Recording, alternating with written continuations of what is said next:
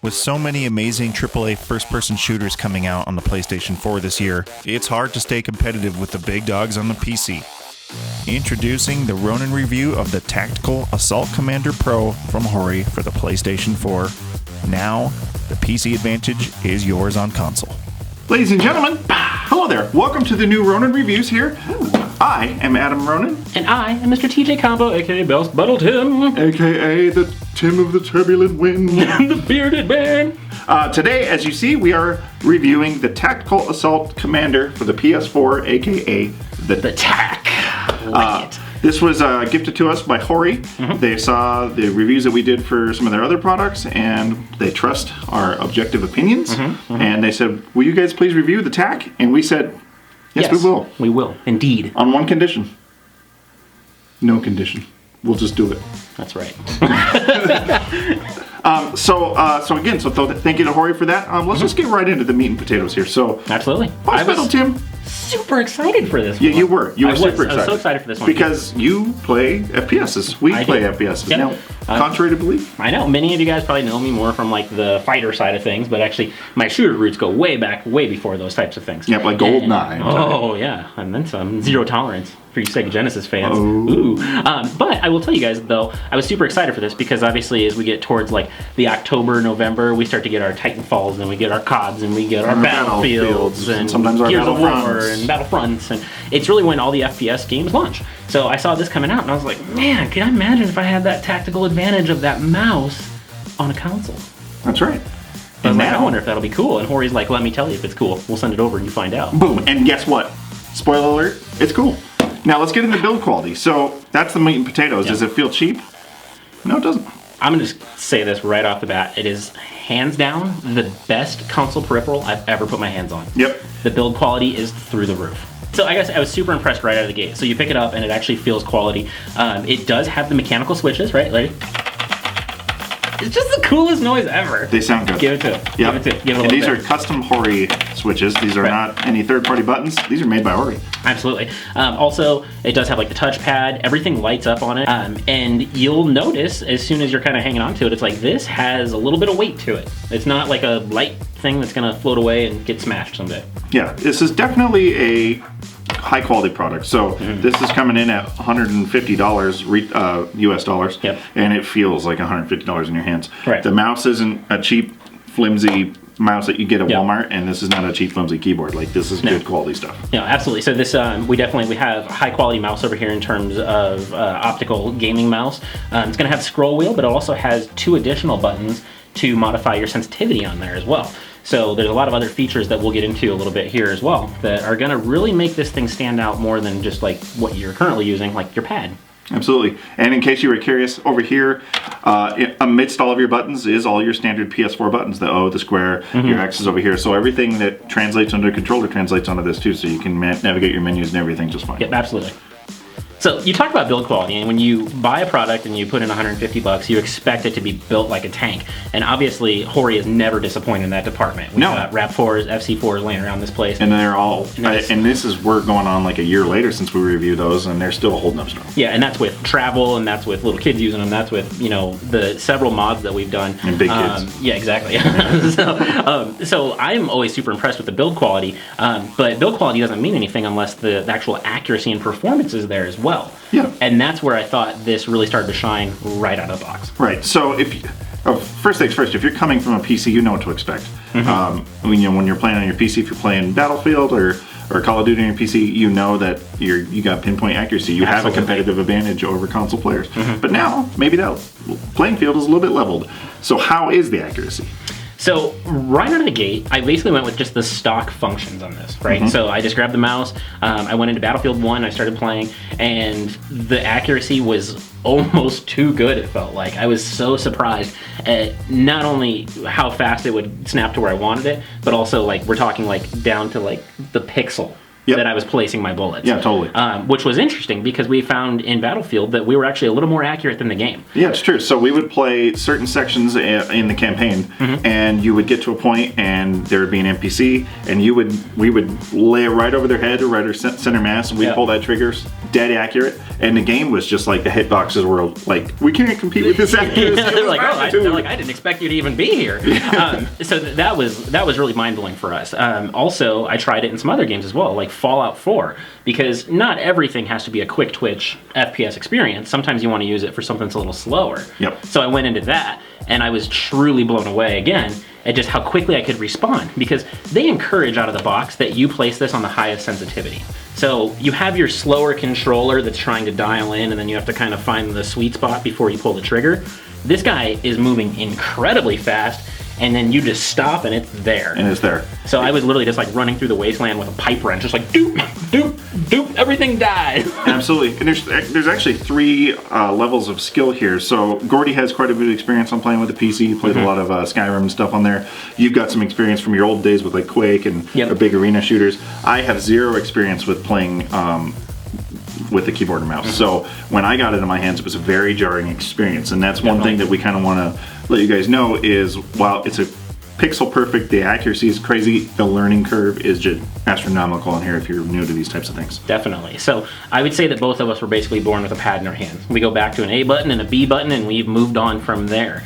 For those of you that have always been on the PC master race, you're going to sit down, and this is going to be the fastest transition ever. You're just going to spend more time dialing it in even further than what it is out of the box. Yep.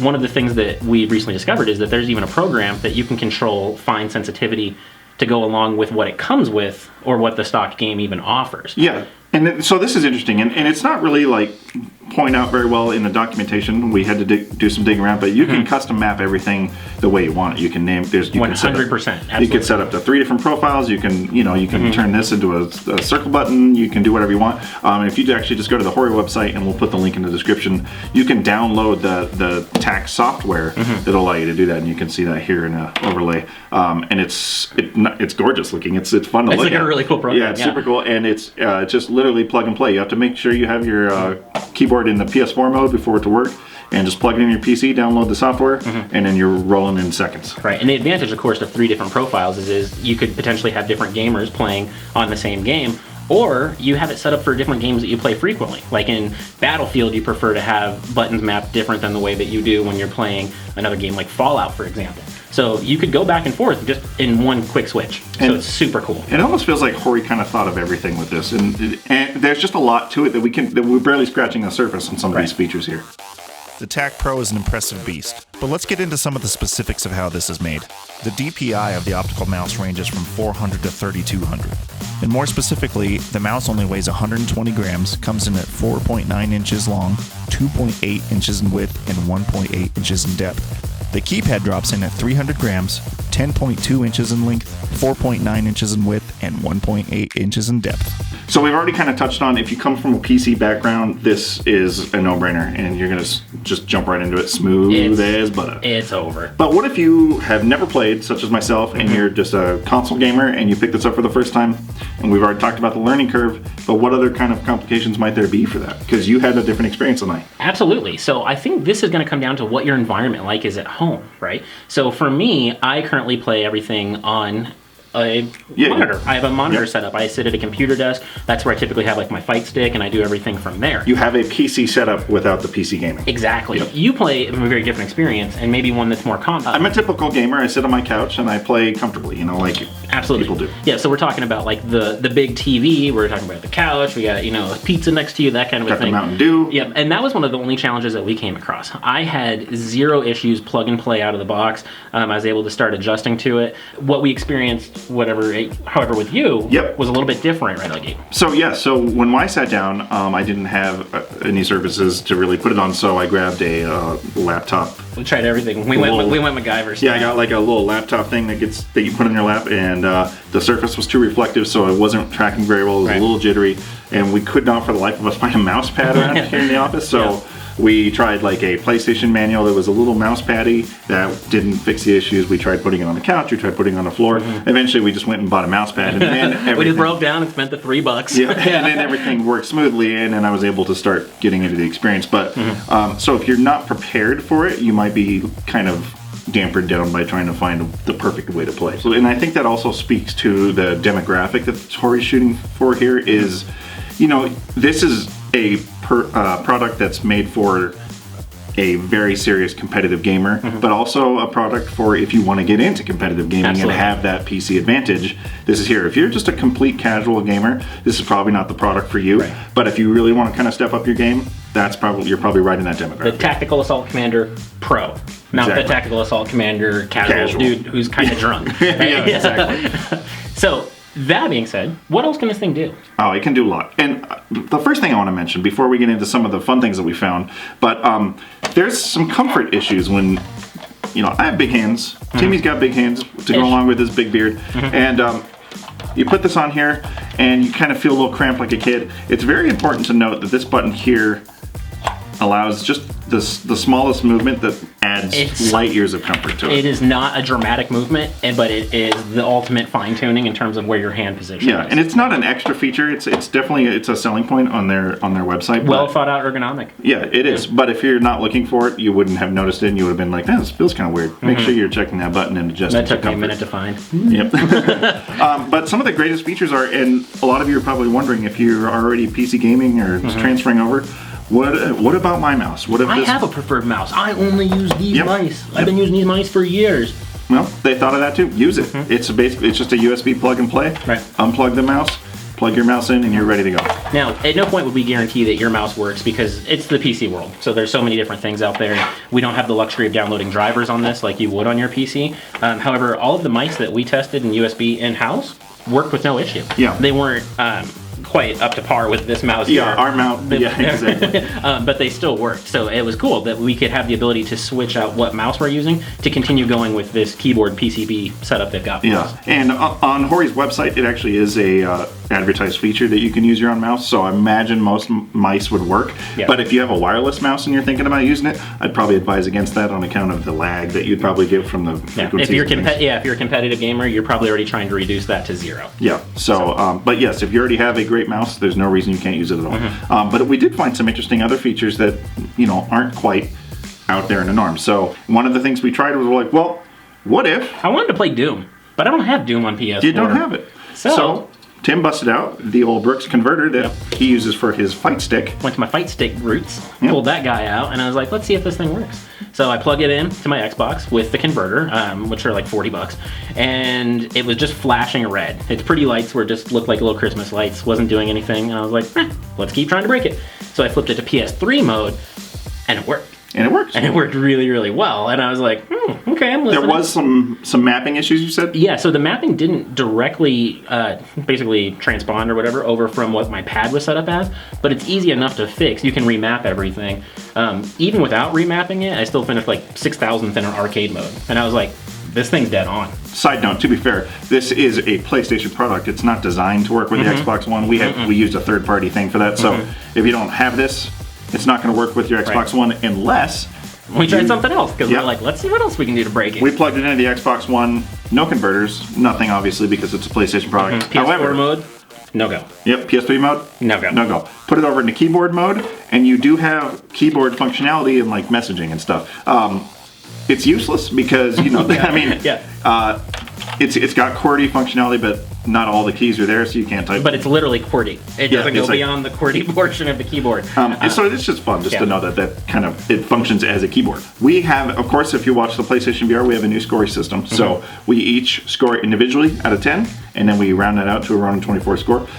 We all give it pretty high marks. So I give it a 9.0. I marked it down a few points just because of the learning curve was difficult for me, and it's not a bad thing per se, but there was just a lot of stuff to get around for me to get it going. But still a wonderful product. Absolutely. I personally scored it a 9.5 out of 10.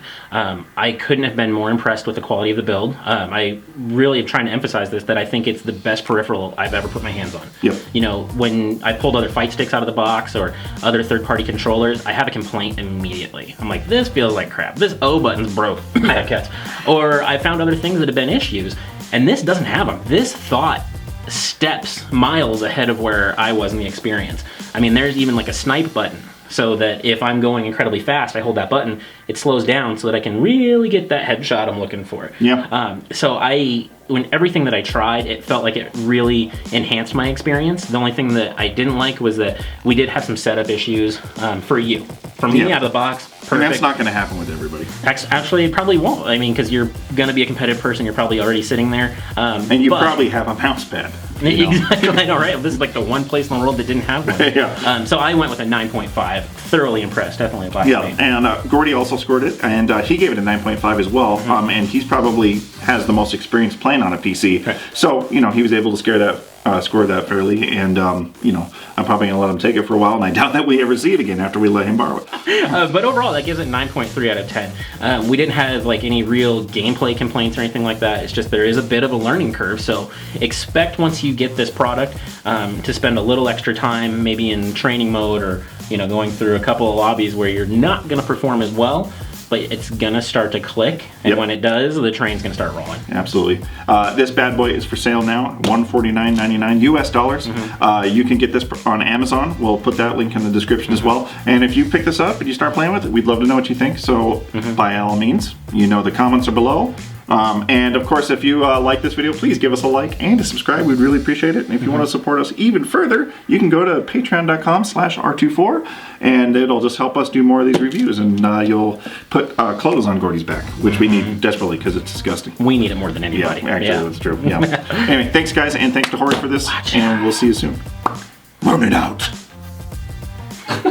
Boss battle away!